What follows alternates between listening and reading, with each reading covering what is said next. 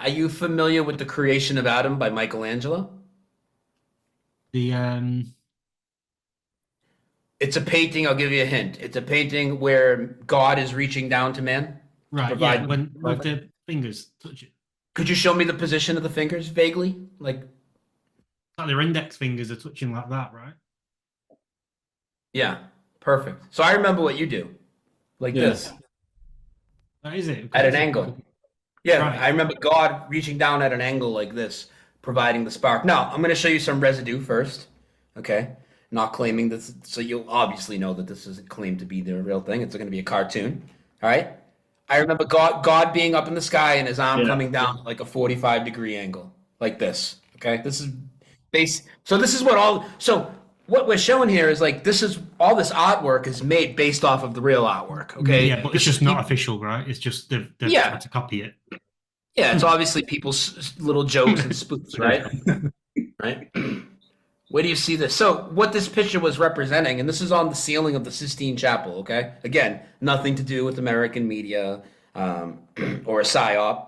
If you go to the Sistine Chapel now this is showing you like God providing the spark to man, right?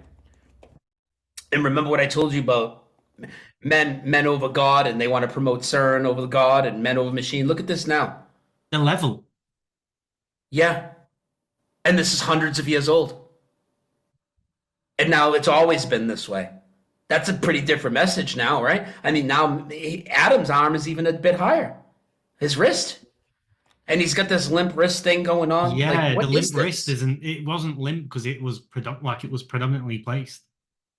They were at like a perfect 45-degree angle almost, or 40 degrees or something closer, like a slant like this, What the dude. hell? This is weird. This one. This is what the original looks like. This is the original. That's meant like absolutely mind blowing. So, what does all this mean? Well, in my opinion, first off, what it means is this reality is fluid. Obviously, if these changes can happen. I also think that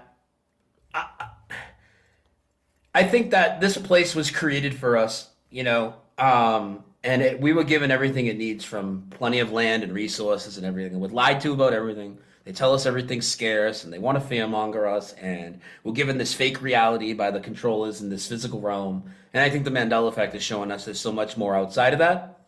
I think that it is a training ground for whatever comes next after we leave this physical plane, because whatever it is going to have more supernatural occurrences and implications than right here, in my opinion.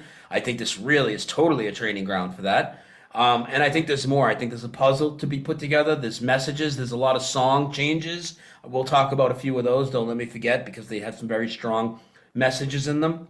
Also, it seems to me that a lot of government entities and agencies and things like this that are full of fraud are having Mandela effects to their names and their events and things like that. For instance, do you know what the DEA stands for in America?